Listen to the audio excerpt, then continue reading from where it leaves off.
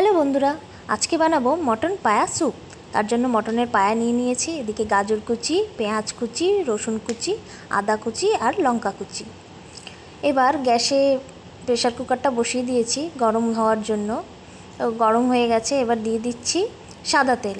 বাটারও দেওয়া যায়, কিন্তু আমি বাটারটা স্কিপ করেছি। এদিকে ফোড়নের জন্য তেজপাতা, লবঙ্গ, গোলমরিচ, এলাচ, দারচিনি সব নিয়ে নিয়েছি। এবার এগুলো একটু লাল লাল হয়ে গেলে দিয়ে দেবো সবজিগুলো। তো ফার্স্টে দিয়েছি রসুন কুচি, এবার দেবো আদা কুচি। এগুলো একটু লাল লাল হয়ে গেলে দিয়ে দেবো পেঁয়াজ কুচি। পেঁয়াজটা একটু ভাজা হয়ে গেলেই দিয়ে দিলাম গাজর কুচি। এবার এইগুলো একটু সবজিগুলো একটু ভালো করে কষিয়ে নেব, ভেজে নেব। এইগুলো ভাজা হয়ে গেলে দিয়ে দেব হলুদ মাখানো মাটন পায়াগুলো। এবার মাটন পায়াগুলো হয়ে গেছে। এবার একটু দিয়ে দেবো স্বাদ মতন নুন।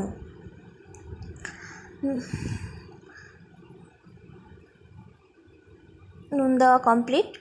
এবার জল দিয়ে এটাকে সিদ্ধ করতে বসিয়ে দেবো। তো রেডি আমার মাটন পায়া স্যুপ। টাটা, দেখা হবে নেক্সট ভিডিওতে।